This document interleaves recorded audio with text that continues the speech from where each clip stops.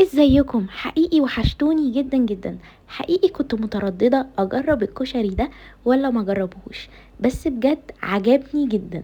طلع مفلفل جدا وخطير، وما اخدش معايا اكتر من 20 دقيقة. اسرع كشري عملته من سلسلة منتجات الضحى من ايزي رايس. تعالوا نشوف عملناه ازاي مع بعض. اول حاجة انا معايا الحلة بتاعتي، معلقة كبيرة من الزيت. انا زودت مكعب من الزبدة. يعملوا ميكس مع بعض. بنزل بيه الرز والمكرونة والشعرية والعدس، ياخدوا كده تشويحة على نار متوسطة وياخدوا كده لون ذهبي خفيف.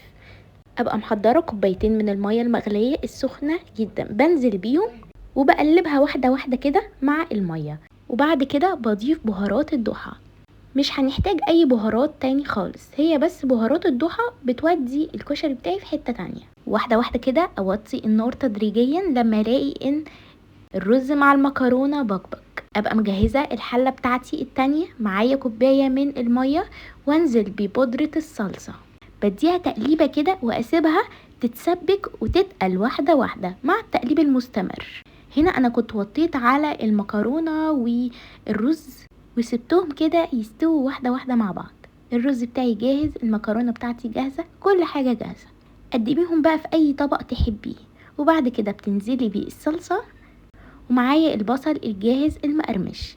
بس كده اعملوه وبألف هنا وشفا، لازم تجربوه.